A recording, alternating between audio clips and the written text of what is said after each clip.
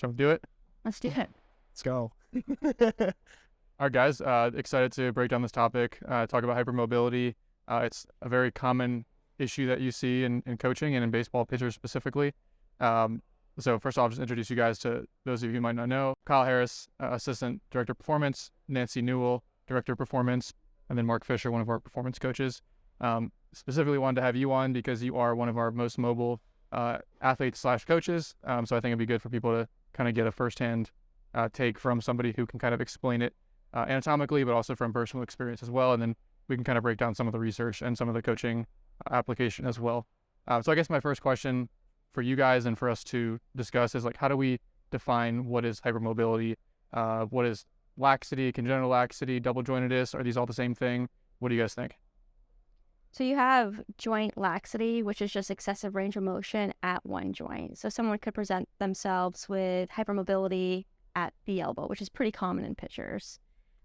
General laxity, that's going to be more towards a continuum of more congenital disorders. So like Ehlers-Danlos syndrome, that's where you have congenital laxity issues throughout your whole body, even internally, talking about different organs and stuff. But most of the time in this said population, it's going to be more specific laxity and excessive range of motion at one or two specific joints.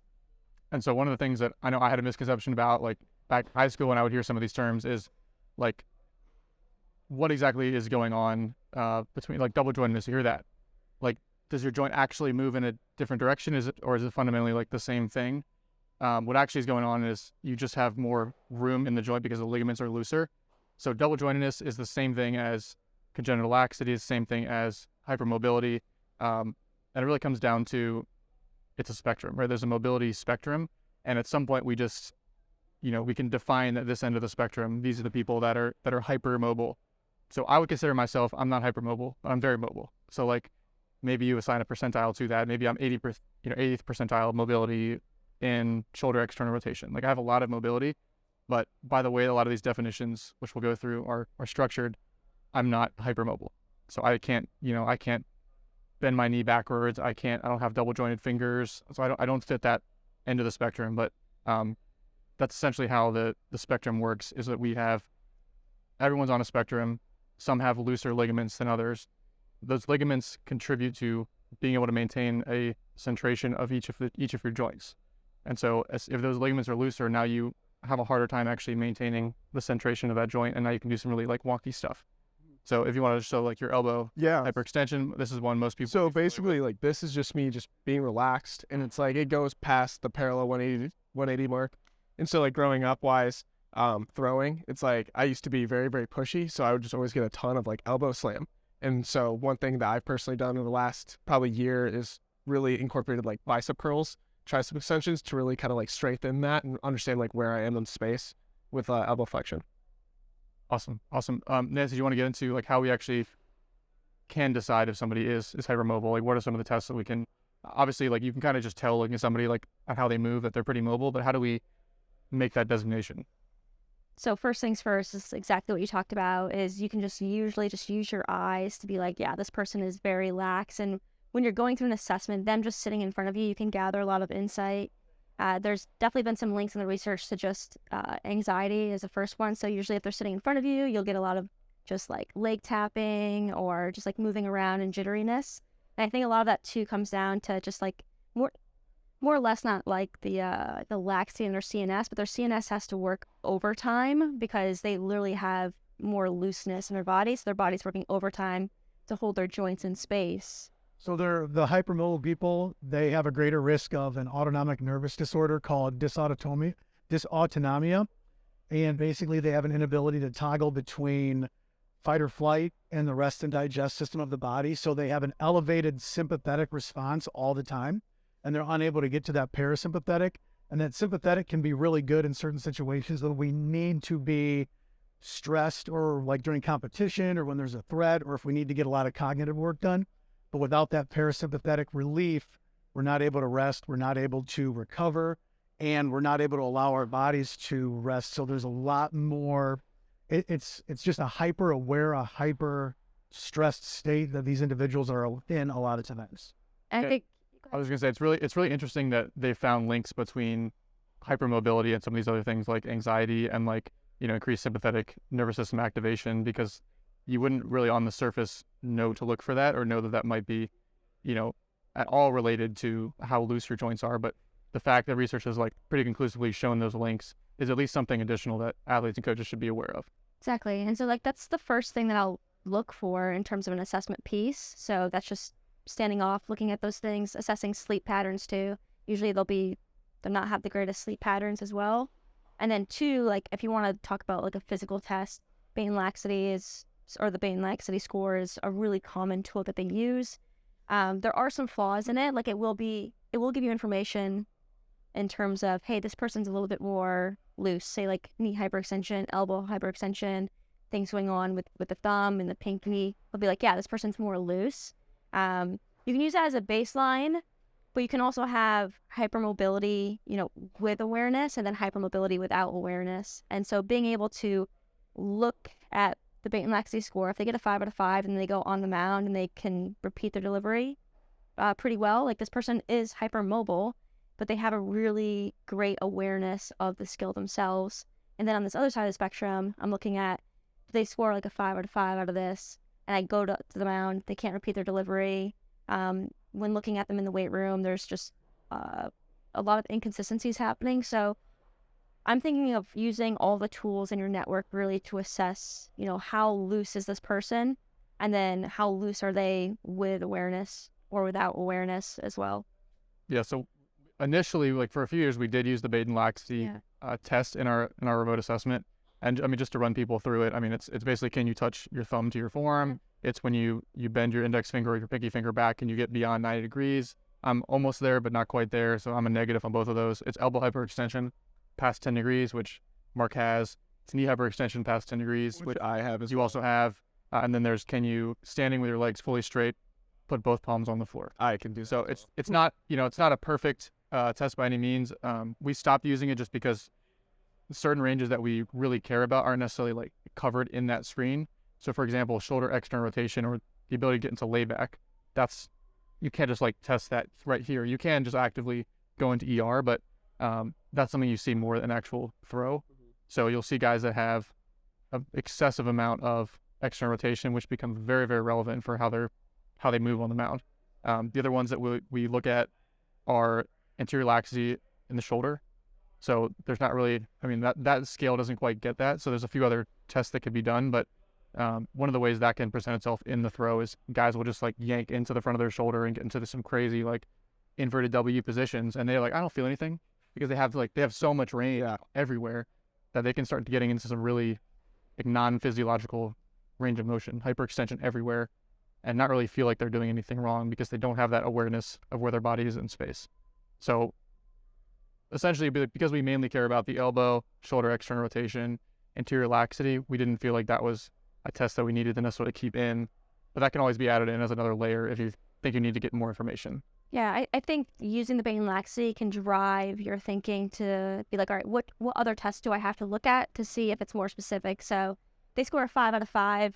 The next thing I'd probably look at would be like a prone external rotation, because you'll be able to see if that humerus is gliding in the socket forward while they're trying to get external rotation. And you'd be like, okay, then flip them over supine. You can go ahead and do like, you can apply some stability in the front of the shoulder and then bring them into ER and say it gets better, no pain. Like it's a positive apprehension test almost in terms of ER. But there are unique ways to figure out, do they have some anterior laxity going on in that joint? And if you just watch them move too in the weight room, like how they perform rows, how they perform push-ups, deceleration is a big thing too. Usually the person who's more lax is going to have a harder time decelerating or knowing when to turn on those muscles to slow them down. They can speed up really fast, but they can't really slow down.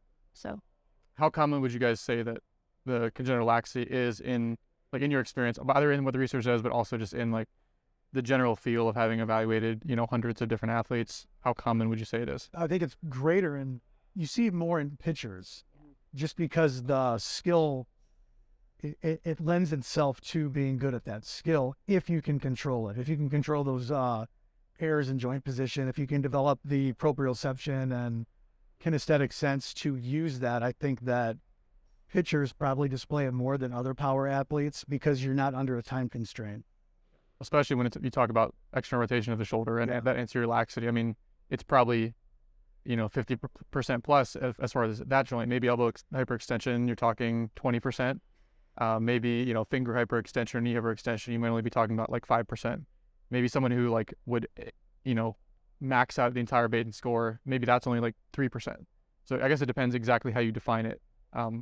My experience, I've worked with only probably 3 athletes over the years where I would say like that guy he's not just lax, he's like way too lax. Like that's a guy where if I could go in and like tighten his springs, I definitely would, because it starts to create a lot of different issues that you wouldn't normally consider. Everyone, for the most part, like thinks mobility is good. Like everyone tends to have mobility issues. Like if I can, improve my hamstring flexibility, if I can improve my separation, like that's what a lot of people are chasing, but they don't necessarily consider the other side of the spectrum. But again, guys that are way, way, way too loose, and I think, Mark, you might be pretty close to that end of the spectrum. There definitely are cons to that. So maybe we can talk about kind of the double-edged nature of hypermobility, because it's not just, you see like Aroldis Chapman or Shohei Ohtani, and like they can just touch their elbows behind them, or, Ohtani can touch his elbows in front of him. And you're like, wow, he throws 100, he's hypermobile. It's all great. But what are some of the downsides that people don't see? So I feel like a lot of it goes back to just understanding where we are in space. So throughout my career, a lot of times I would have that anxious feeling because I just was so loose where I couldn't hit an end range. So it's just my arm would just get lost in space, or like I couldn't feel like me opening up my pelvis on time and stuff. And so definitely being able to like work in the weight room with like a controlled tempo rather than just bouncing a bench off my chest or just bouncing the hole, and actually understanding where we are in space was a huge part of like kind of like improving that awareness. But definitely like kind of like strengthening end ranges of motion is going to be huge. But yeah, that's basically it. The research does show that hypermobile individuals have greater joint position errors when they're going through full ranges of motion. The interesting thing is that by training that, especially with overhead athletes, repetitive overhead movements actually stimulate mechanoreceptors and muscle spindles, as does working through end ranges of motion consistently. The risk of that is we know that we have to control volume overhead, especially with throwing, and that there is a danger training at the end range of motion. Personally, I think that we need to train near or at end ranges of motion because that's where injuries happen. So by training the right way, we can actually increase the proprioception in those areas. And it sounds like, I think since you've been here, you've actually been able to do that. I could couple hours with throwing. Your arm path looks a little bit cleaner, like you know where it is. Yes. And I mean, I'm just really interested to see what Nancy says about like the training of patients at those end ranges of motion and with the repetitive overhead stuff.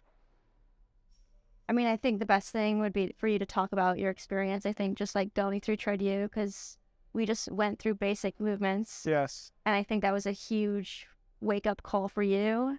And then we just took that and then implemented it into your current training. And so just talk about first, like, your squat. So I can squat, like, butt to grass really, really easily, but I would just get lost in the hole just because I had no tension down there. And basically, there was one day we were standing around, and she was just like, yeah, just look how Mark's standing. I'm just almost like leaning on my hip, and I didn't realize it just because I wasn't able to just, like, kind of like brace, just like a normal brace of the core, and just kind of like stay there like a normal individual. And so basically I was just always like leaning on a joint to some extent to just prop me up. And so with the squat, it was just like I went straight down and just got stuck because I just lost all like core stability on the bottom. And the same thing came kind of with the bench, where it was just like, rather than kind of contracting lat, pull down, explode up through the pec, it was just like bouncing it off fast as I could because I am pretty lax and just I have the elastic ability and stuff to do that. And it was just like, sure, it worked to an extent, but I wasn't actually getting stronger. And so now with like Nancy helping me with my programming stuff, everything is just very controlled with tempo, and I'm actually able to contract everything, and weight room's numbers gone up. Overall throwing mechanics have gotten better just because I understand where I am in space. I'm able to apply force a little bit better as well. Yeah, just highlights how important the strength piece of the equation is, especially for hypermobile pitchers. And it's important for everybody, but it's especially important when, again, you don't have that passive restraint helping stabilize your joints. You don't have the ligaments and the joint capsules where they help just make sure everything is where it needs to be. Absolutely. So you need to rely on the muscular system to make sure the knee, the ankle, the elbow, everything is where it needs to be. And so the form becomes that much more important. Yeah. I remember one of the athletes I'm thinking of, he was, 11, 12, 13 years old. This was years back when I first started working with him. And the first time I worked with him in person and just like watching him like hang out, like he was sitting on the ground and just like propping himself up on the back arm, on his arm. And like he was just hanging out in 30 degrees of elbow extension. And you watch him do a push up. He's just hanging out in 20 degrees of elbow extension or a squat, a deadlift. And so not only is getting strong important, but being very aware of their form, because again, they don't have the body awareness naturally. And so like the coaching form is already important. Getting strong is already important for everybody, but it's like 10x as important for you guys, because we already know from the research as well, there is an increased injury risk. Absolutely. Like you have a looser UCL, you have a looser elbow. So what are you going to get? You're going to get more, more contact on the backside of your elbow. We know there's an increased chance of UCL pathology. There's an increased chance of obviously olecranon bone spurs because you are getting more contact on the backside. So there's this increased injury risk. It just becomes that much more important to be aware of your body, train the end ranges, train strength. Absolutely. Absolutely. And I also think too, while throwing, it just goes back to like the traditional pitching mechanics of like kind of like staying back and that kind of thing. It's having so much extra rotation in the shoulder for me to hit that end range. It's like I almost have to be tilted almost a little bit forward so I can hit that end range and then go. Because if not, it's just like I'm almost like elbow has to shoot forward before I can actually hit that end range. Yeah, I think it'd be interesting now that you made that segue is kind of break down each joint, and when you see hypermobility there, how does that display itself in the delivery? And so you touched there on shoulder laxity, and that's one of the things that we've seen is the guys who have well over 180 degrees of layback. Yeah. When they get to peak layback, if they're all the way back here, they haven't actually removed all that slack. Correct. And so I think of Billy Wagner as a good example, or Andres Munoz is another good example. Like to actually take all the slack out of their shoulder, they need to be tipped forward 10, 20 degrees to actually get that rubber band to its end capacity. So what would you say that feels like though, when you don't get downhill and you feel like you're uphill? It just feels like there's nothing there. And so like, granted, it's like, it's almost like a giant stretch when you hit that end range. I mean, granted, that's probably what most normal people feel, but like being hypermobile, it's like, if you don't hit that end range, it's like, you almost feel like there's nothing there. And that goes back to just like the laxity in that joint. And that's I would refer to this phenomena as like the arm flopping. Yeah. Like that's what it looks like, is like the arm just hits that point and just like the ball just like squirts out. Correct. And sometimes you get underneath it and just kind of like cast it rather than actually being able then to pull with the pec and then actually come through with the ball not a line. Correct. I'm curious if you've had this situation. So one of the guys that I'm thinking of, I played with him. He has some big league time. Mike Schwarren, played with him at Maryland. And he was one of the guys where like he's too mobile. Like if you could tighten him up, you would. And when he stayed downhill, like a little bit shorter stride downhill, he was mid 90s, 94, 96, 97, like in high school and at times. And when he would start to like kind of extend the stride out, get a little bit too underneath the ball, I mean, he would drop to like mid 80s at times by the end of an outing, as soon as he got tired and as soon as he started to get out of his mechanics and lose that tension. But then I've coached other guys where it was just really the same thing. Like you'd see that flopping phenomenon when they were back here, and when they just stayed down through the ball, shortened up the stride just a little bit so that they could get in those positions, there would be these massive velocity swings. I don't know if you have experience there where you come out of the mechanics to be down 5 miles an hour, but you hit that position and be up 5 miles an hour. So I don't think it's as drastic, but definitely like feel it as much. And I honestly think a lot of it actually comes from lower half too. So it's like going back to like either holding a vertical shin or trying to like have an early IR, just like trying to opening up. Personally, if with me, it's if I try to sit, since I have so much room in my hip, I'll just continue to sink, and I won't hit an end point. So I've actually had to change the way I load and try to like hit like and kind of like load my pelvis a little bit differently. But yeah, basically it's like always chasing a longer stride was not really the answer, just because I wasn't actually able to rotate out of that. And that brings up a good point, which is how does the hip function? Like typically guys that are hypermobile also have like crazy amount of hip IR in both the front and back hips. So for the back hip, have you experimented then with like having a big coil versus having no coil? Because again, the more coil you have, the more you're going to be able to take out slack from the back hip. Have you played with like not doing that versus having a big coil versus maybe hooking the rubber? How's that gone? Definitely feel like having like almost a smaller, like not a huge coil, but having like a kind of offset foot position with a small coil, to where then I'm actually able to like load over my femur has been like really, really beneficial. Are you able to feel like the tension or like actually get some feedback in space? Yes. After doing that? Yes. Because I remember when I first started working here, I was just cranking my leg into IR, and it was just like I was able to hold that at first, but as soon as I'm starting to go down the mound, it's like I'd immediately lose it. Now I've gotten to the point where it's like I'm in a neutral position and I'm understanding like actually how to load. Gotcha. What about the lead leg? Because I know, again, we have similar IR. Like we both have a lot of IR. That is one place I am pretty lax. I noticed for me, if I land straight onto the target with my front foot, I almost over rotate with my hips at ball release. So if I land straight on, I'll find my hips end up way over here at ball release, versus if I can land like 45 degrees closed or 30 degrees closed on that front hip at ball release, my hips are square. Okay. Have you found that you land on target, or have you found that like when you land a little bit closed, it helps you hit that end point at ball release? Honestly, I think the best way I throw is when I land directly on target, but I'm almost offset where I'm just throwing just a little bit cross. A little cross body. Yes. Yeah. That's something we've seen as well, is like the guys with good range of motion, they can not only get away with crossbody, but sometimes crossbody is actually more effective for them because they are able to fully remove that slack. Correct. So you remove that piece, like maybe, I mean, I don't know that Jake Arrieta is a hypermobile guy, but I'm like pretty sure he was doing Pilates and stuff. Yeah. When he was with the Cubs. he's a guy that like the Orioles took away that crossbody piece. He, velo appeared to drop, and as soon as that you added that back in with the Cubs, velocity spiked back up, and he, ultimately had some of the best years of his career. So the crossbody piece is a big one. What about elbow hyperextension? Have you ever dealt with, again, you mentioned like the slamming or hyperextending at ball release? Yeah. So I mean, other than just kind of like fixing arm action wise, where it's like I used to be really, really short, and that just never really worked for me, because it was like I would try to come up, try to flip up, and it was just nothing there. So I'd always kind of like get underneath the ball, kind of like dart throw, and I would just slam like really hard on my olecranon, and that would always get like really, really sore. So now my arm actions kind of like changed into like very long arm swing, kind of like getting back behind me, and then I would pull from there. But other than that, I don't really have anything on that. Have you ever done any sort of like holds or any sort of deceleration? I've for that. I've had a couple guys where like they at ball release they just want to throw their arm into hyperextension, kind of like when guys do push-ups and they're not aware to like when to stop. They're not aware when to stop that arm from unwinding. They just throw themselves into hyperextension.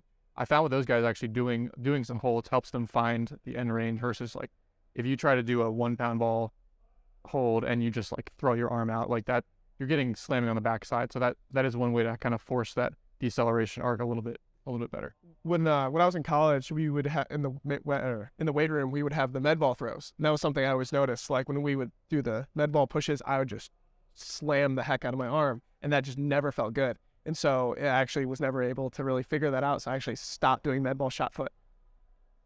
But yeah, I would basically just kind of like hyperextend the elbow pushing. I know you don't have this and I don't have this, but what do you guys think about like the Pedro Martinez, like the finger hypermobility? Because that was he always seemed to credit that as like his key to getting a really high, we don't know his spin rate because at the time we couldn't measure it, but like he did seem to have the VAA. He seemed to have a high carry fastball. He seemed to have a high spin fastball for his slide for that time. Do you think there might be some involvement there? Do you think is that something that you guys have seen in coaching? Probably have to increase. I would assume it would increase friction on the ball. You have to think. You would talk about his fingers smelling like they were burning. So I would assume that would allow you to have greater pressure and frictions, because that tension you can create with the fingers being so mobile. Absolutely. And you have to think you're also applying force over a longer period of time as well. I think a lot of that too comes down to palm size versus finger length size, regardless of hypermobility or not. I think that guys who do have longer fingers in general are going to be able to apply more force to the ball longer. But that's something always like interesting to look at too, because like if you have a guy that has smaller palms, really long fingers, and they're hypermobile, like you're probably going to see some funky things there. Yeah, definitely curious to start gathering more and more research in-house over time on some of these things and start drawing, those conclusions over larger sample sizes. Yeah, even when you think about like a changeup, like the longer your fingers are, it's going to give you more play on like, where your hand positions can be. And like you can start to manipulate pitches a little bit more. It's just going to afford you to move those pitches in a different manner. But Mark, I'm curious for you, there seem to be certain pitchers that are, whether they're hypermobile or they're just very mobile, someone like me, no matter how much lifting they do, how much hypertrophy work they do, how much they kind of beat up their body, they don't seem to tighten up. Like, whereas other guys, they just look at a weight maybe they're on the middle of the spectrum, they look at a weight and now they're tightened up immediately. They have to constantly do tissue work, constantly do mobility work just to maintain where they're at. Are you on the end of the spectrum where kind of no matter what you do, like if you just did bodybuilding for 4 years and came back, would you have lost any range of motion? Do you have to do a ton of tissue work to maintain, or do you feel like you don't have to do it at all? I definitely feel like maintaining tissue is always going to be something for me. Like I love rolling out, love like kind of grinding into like my pec and like post shoulder and trap and stuff. So I feel like definitely that is going to always like kind of be an area of work. But in terms of like just the joint laxity, it's like I don't really stretch to do the splits all the time. It's like I can just randomly just go into the splits, and I don't really train that. Right. But in terms of like just kind of muscle density and stuff, definitely. Right. So the tissue quality you still need to maintain the tissue quality, even though you're not doing it for range of motion purposes. Correct. You're doing it more for just the pliability of the tissue, making sure that it can contract cleanly, making sure that you stay healthy. But you're not rolling out the pec to get more range in your pec. You're rolling out the pec to make sure that it's not dense, painful, gritty. Correct. Okay. Interesting. I guess we can go through. I can just mention some of the other research because you went through and did a pretty good deep dive on some of the other research. So we can summarize some of the ones we haven't talked about. Reduced proprioception we've mentioned, greater risk of injury. One thing that's interesting is that it can be acquired through training. So we talk about specifically the shoulder. We know humor retroversion is a thing that we do actually gain layback, gain extra rotation at the humerus over time. So there is some training effect. We know that it doesn't have to be general. It can be a specific joint. So Justin Verlander, for example, like we're all familiar with like his lead leg. He has at least 10 degrees of hyperextension in that lead leg, but then he's got like some of the tightest hips you've ever seen in other ranges of motion. And he's fairly tight through the upper body as well. So it can be specific or general. We know that training at end range enhances proprioception, which you mentioned. As far as nutrition, one of the things I wasn't actually aware of that you mentioned was that it can impair collagen synthesis, so that hypermobile pitchers actually have impaired synthesis of the collagen fibers like throughout their entire body. So I'm curious if they've done studies on, collagen supplementation, because we know that vitamin C and collagen can actually enhance collagen synthesis. So I would think just intuitively, like that already makes sense for any athlete, but for a hypermobile pitcher, what do you guys think about that recommendation specifically, knowing that their collagen synthesis is already somewhat lower? The research that I found was pretty mixed. There wasn't a whole lot of compelling research that showed that didn't have an agenda, I should say. Okay. That showed that collagen was going to be exponentially better for them to improve collagen synthesis. I don't think that it's going to hurt. I think combining it with like making sure you have enough vitamin C, vitamin D3 is another important one, silica. And the one that intrigues me just because I've been reading up on it for 20 years is MSM. That seems to be beneficial. And I can't remember off the top of my head if the recent research was more on an elderly population or not, but supplementing with, I believe, like 1,500 milligrams of MSM seemed to be beneficial for joint health and laxity. Nancy, I'm curious as far as the weight room side. So let's say, let's say we identify like a squat pattern, deadlift pattern, push-up pattern. Things are a little wonky. They're a little wobbly. They're hanging out in end ranges of motion. What are some of the best ways to actually go about training those positions? Would you go just straight to ISOs and coach them through the static positions, maybe slow eccentrics, maybe just like normal lifting, but with good form coaching? Like, what's the first step for somebody that comes in that just has no clue like how to control their body in some of these movements? I think a lot of it for me, the first thing I want to do is establish feel for them, because each muscle has an optimal length per se that it's going to perform the best at. And I'm trying to help them feel and understand that. And so when I bring them into the weight room for a squat, for example, I'll just do something simple like a dumbbell goblet squat, and I'm just going to watch that pattern. But for someone who's hypermobile, who say has a low training age, they're going to squat and they're going to get to about this point, and then from about 3/4 of the way down to the very bottom, it's almost like an accelerated fall. And that, at the end of the day, if you look at their pitching delivery, that's going to be a huge crossover, because people who are a little bit more hypermobile, they're going to work through, the longer ranges of motion that they work through, the looser that they are kind of in that. So you'll see guys who are more hypermobile, they're going to have shorter like hip hinges and dips in their pitching delivery because they're trying to grab feel and traction.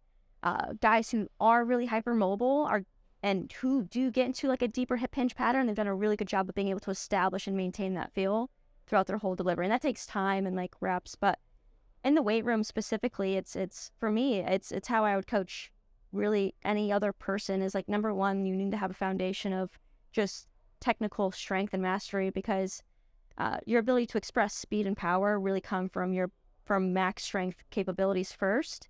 So you have to be able to get these guys strong first so that they can express power and speed in a shorter range of motion. But say a deadlift, I always start guys too with an RDL versus a trap bar deadlift or conventional deadlift, because I think an RDL is truly a hip hinge pattern, and that's what we're trying to create and feel on the mound. So I'll typically prioritize an RDL pattern first, and I think you've had a lot of success learning that.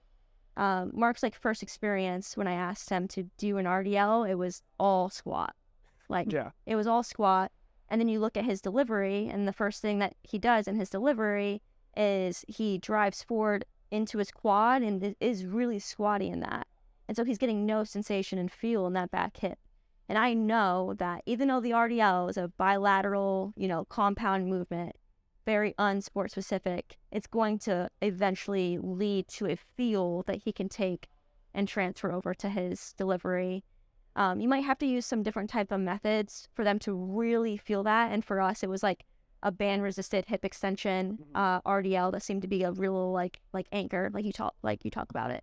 What are your thoughts on using constraints for teaching some of these things? Like, is that a Band-Aid? Like, let's say you're doing a box squat instead of a full squat, or if, they're doing push-ups and they're just like dumping into their shoulder, having like some sort of plate right at the perfect range of motion that they can tap, like something that like cues them on the end range of motion so they can just perform the movement within that sort of constraint? Or do you feel like that's kind of cheating it and they don't actually ever gain the awareness that way? I think it's all about progression and how you layer it, because those types of constraints are really important. So for a guy like Mark, it's important for him to know where actual depth is, because he's going to go far past depth to the point where he's going to lose tension. So starting him off with a 12 to 15 inch box over the course of months, and then being able to challenge him, remove the box and have him do pauses, like longer pauses in that position, so he can start to gain proprioception. And I think a lot of this comes down to just from a training consideration too. Jumps and plyometrics is a really great tool for hypermobile athletes, but how you do them can really be a game changer. So we know that tendons are more than just like, tissues that connect, bone to muscle. Like, they are these tissues that involve a lot of compression and expansion in them. And one thing that I find is people will work those tendons through a shorter range of motion, which is great, but you have to be able to build a foundation in order to work those tissues through a shorter range. So doing larger impulse, say like squat jumps, so like full range of motion, squat jumps all the way down, all the way up. So you're strengthening that tissue through that entire length, so that when you go to express strength in a shorter range of motion, that entire length of the tissue is stronger so you can express it. And same thing goes with like squats as well. Like, if we're only doing squats at, 15 or like really short range of motion squats, it's like we're neglecting, 3/4 of that tendon length that we can go ahead and capitalize on that. And so organizing training first and foremost to get the athlete strong. Second is helping the athlete feel what it's like to stay in those positions throughout a full range of motion, and then getting them to move fast through a full range of motion without losing position, and then shorten that range of motion and move them fast through a shortened window of motion. Where do you see isometrics falling on that continuum? If the end goal is to be able to move fast, Yep. Do you see isometrics as one of the first learning tools, or do you see that as like kind of a middle of the road progression? I will use it more as a beginning baseline progression for more compound movements, but I do think isometrics should be sprinkled in throughout a program, like always. Like, Keith Barr has really great research on the importance of doing isometrics, one from an injury prevention standpoint and helping guys come back from injuries as well. And so with a person that's lacking proprioception, mechanical receptors, ISOs are great for proprioception. If you're trying to, as she mentioned, you have a squat, the constraints are great because then he can own that movement and that feel on where his range of motion should stop. and he can feel that. And then you take that away. Now he has to rediscover, like, where does that feel at 12 inches of depth on a squat? And then doing an iso, like a pause squat down there, somewhat of an isometric exercise, he's going to own that even more. And that repetition is going to enhance his ability to stimulate the proprioception, the muscle spindles, the mechanoreceptors, and those types of things. So using the ISOs very strategically at the specific weak range of motions or the specific ranges of motion that we want to target. So if it's elbow hyperextension where he's used to just hanging out, maybe you do like a push-up ISO hold at the top, but not an hyperextension, or bear crawls where it's progression, something where we're specifically targeting that range of motion and we're getting them a ton of time under tension right at that point, but before they dump into, at maybe the bottom of the squat before he dumps into a ton of butt wink, or the top of a push-up or the top of a bench press before he hyperextends. And so that's how we strategically pick those exercises in those ranges of motion. I mean, I always love going back to their delivery. So depending if, I know Zonro talks about this being more biceps oriented versus triceps dominant. But looking at the position of the hand, I think is important in doing extra rotations, whether they're prone, pails, and rails. But you can not only manipulate ER, but you can manipulate where the forearm is in space and getting different angles of the hand, the wrist, and the forearm to allow yourself to have that fluctuation, because we know, repetition with repetition, repetition without repetition, the delivery is going to be a little bit different, especially for the different types of pitches. So being able to manipulate, isometrics that involve the torso position, ER, and wrist position, I think are really important. But I'm always keeping in mind, like, where is this athlete's end range? Because I want to strengthen, like 10 to 15 degrees within that end range to make them bulletproof, because guys are not going to get hurt middle range of motion. They get hurt at end ranges of motion. And so if we can bulletproof those positions, I think we can do a better service for our athletes and getting them better. But, yeah. That's where they need to be strong. I mean, that's where they need to be strong. That's where the injuries are going to happen. And that's where they need to be strong. They have to be able to own that end range of motion, and because they're not using their passive subsystems as protection in the joint, they're using that active subsystem. It's even more important to strengthen the muscles and the tendons so they have extra protection at the end ranges of motion. Is there any scenario where a hypermobile athlete needs to focus on stretching? Because some of them will sometimes say, like, oh, I feel tight here, I feel tight there, and they feel good stretching because they're good at it. Like, you can do the splits, like maybe you enjoy it, you feel good doing it, or it feels nice. Is there a real need for them to ever do more stretching, or should it all be end range, activation, strengthening type stuff? I definitely feel it's more of like an activation rather than trying to explore and deepen those ranges of motion. It's kind of like more active stretches instead of like static stretches. Correct. Yeah. But yeah, so like personally with me, with my own training, it's like going through like a quick dynamic warm up. I'm like hitting those end ranges of motion, but I'm not just like hanging out there. It's more of like trying to then squeeze like either like my pec or like my post cuff in those like kind of like end ranges to kind of like get them warmed up before throwing. Yeah. Another consideration too is like sometimes a muscle will feel tight when it can be like protective tension. Like it's not actually like that muscle is, it's not actually tight, but it's acting tight because it's trying to protect from something else. So a good example would be like you have a ton of like mobility in your hips, but then you start getting a stiffness in your low back, but that's protective tension because of something. You're putting a ton of torque through your low back when you throw or what have you, and so like you have the sensation of being tight. But a lot of times it's, if you can dig a little bit deeper and try to figure out the cause of that sensation, usually it can be a protective tension piece versus like, hey, I need to do a bunch of like lumbar stretching. Mm-hmm. I think that's where your assessment comes in too. So, if you are just like visually looking at the athlete and they have super long traps, that you could skateboard down, my next follow-up question would be like, hey, do you ever get like chronic migraines, or do your upper traps feel really tight? And if they're like yes and yes, okay, I'm going right to that protective tension mechanism.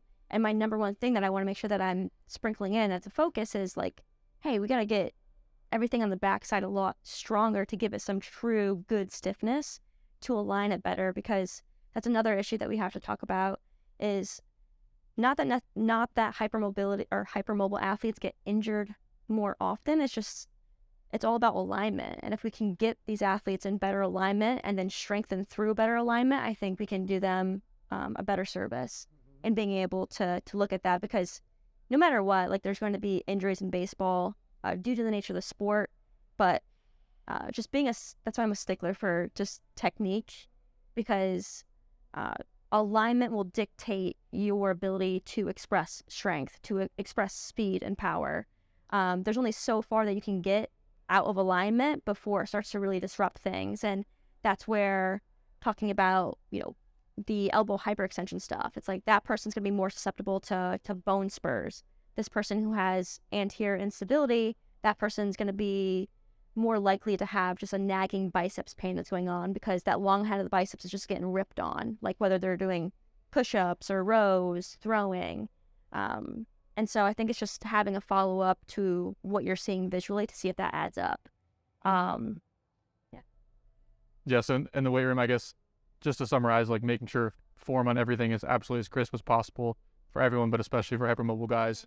And then from a coaching standpoint, like I think a big piece that I've learned is just communicating with them, but making sure they can feel tension and making sure they're not just like feeling lost in space. Mm-hmm. So it's not that like there's this one perfect set of mechanics that every hypermobile pitcher has to follow. Like we're just kind of talking about general trends, but you should be able to feel some sort of tension on your backside. You should be able to feel some sort of like stability at ball release, like through your lead leg. You should be able to feel like some sort of tension. Your arm's not just getting lost in space. So if they're not feeling that, which I know, I mean, I'm not super hypermobile, but when I first started really pursuing pitching, like seriously in high school, like I had no idea how to create tension of any kind. I was just like lifting my leg and throwing and flying open, and like I wasn't using any of my body properly. So I think the communication piece is really key too. Like one of the reasons we wanted you here is like because you can really communicate your own feel, but from a coach's standpoint, like you have no idea what they're feeling. So making sure that you do have that back and forth, and that there should be some sort of feeling of tension happening. Correct. In a high level delivery. And that's why I think that's so important to be able to communicate with your athletes and kind of like understand what they're feeling. Because it's like, what I feel might be different from what they feel, but it's kind of like, how can I put myself in their shoes to kind of like communicate them and guide them on the correct path? Awesome. I mean, those are all the notes that I had written down that I wanted to touch on. Do you guys have anything else to kind of conclude on? Good. Yeah. I mean, I would just say like, look, it's a double-edged sword, but it's not like, this doesn't mean you're going to get hurt. You're going to tear a UCL. You're going to have bone spurs. Like there are certain risk factors and negatives associated with it, but there's also, the flip side of like, you have this ability, you have this like blank canvas, you have the ability to apply force over a huge range of motion. Like now it's time to get strong. Now it's time to really focus on form, awareness, crafting, your mechanics around that. Like I know you was 4 years ago, you were throwing 82, something like that. I was all through college. I was basically like mid to upper 80s, occasionally like a 90, 91, 92, and basically 3 weeks ago I hit 96.9. So it's right. Over the course of a couple months, it's just like kind of really understanding where I am and kind of like really owning my training. It might take a little bit longer to figure out with the body awareness, having to, it's going to take some time, but just knowing on the other side of that, like there's a reason Aroldis Chapman throws 105. Like yes. that is a huge piece of it. On top of then he got strong as crap. Then he got really good body awareness, athleticism, explosiveness, but it's a piece of the puzzle that a lot of people would kill to have. But you just need to be aware of some of the downsides of it and work that much harder to kind of compensate for that in terms of your training approach. Correct. Yeah, I think about like all those pitchers that you mentioned, they got really strong through deeper ranges of motion. And I think, Mark, you've done a really great job with that in terms of like holding yourself accountable to whether it's doing dumbbell bench presses with deeper range of motion, barbell bench press, squats. But the further that you can get, or the stronger that you can get through a wider range of motion, like it's going to give these people more stability and strength so that when they challenge themselves to move through a shorter range of motion, I think it's going to benefit them a lot. And you've done a lot of this in terms of more like differential learning. So like you're going to do a pitch where you're going to land with a shorter stride, a medium stride, and then a wide stride. And that in itself gives your brain information about like, wow, which one of those variations felt the best. And so I think that's something to keep in mind is like oftentimes it's not like our muscles that are limiting the factor on our ability to express athletic prowess. It's more likely your brain. And so how can we sync up, what our brain needs in order to feel and execute movements? And usually when someone gets lost in space, it's because they've lost a feel, they've lost attention. And as a coach, asking the two questions of, well, if you ask this question, if I say like, how did you feel on that rep, you're probably gonna be like, oh, like, I don't know, versus what did you feel? while you were doing this? Or what did you feel at front foot strike? That's going to give us, as a coach, more information than just asking, like, how. And then they're like, oh, I didn't feel anything. And then for a coach, it's like, okay, if they didn't feel anything, what am I trying to get them to feel? And then once they feel it, too, allowing them to come up with their own descriptor word, I think is big. So instead of saying, like, you know, I want you to go ahead and capture the hinge, maybe you're like, wow, it feels like my glutes are stretching. And I'm watching that. And even though his glutes are not like stretching per se, he's using that to describe that feeling, to create that tension. I want to use that as a coach to help propel that. And so, like you said, like communicating with your athletes and figuring out their own vocabulary will be huge, and being able to Absolutely. to capture that. One last thing that I've noticed is that it's really easy for hypermobile athletes to cheat that they have great mechanics. Like they look typically, if you watch like whenever 7-year-old is hypermobile, like throwing in slow-mo, they're like, wow, that's amazing. Like that's the best mechanics I've ever seen.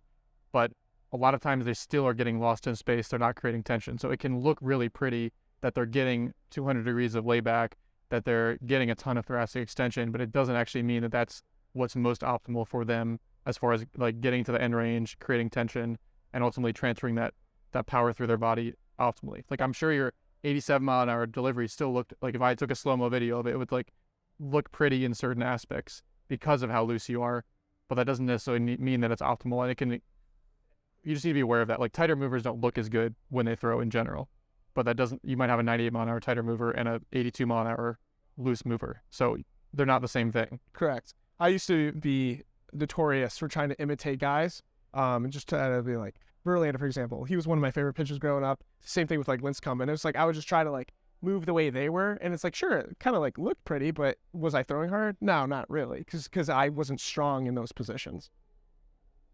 Awesome.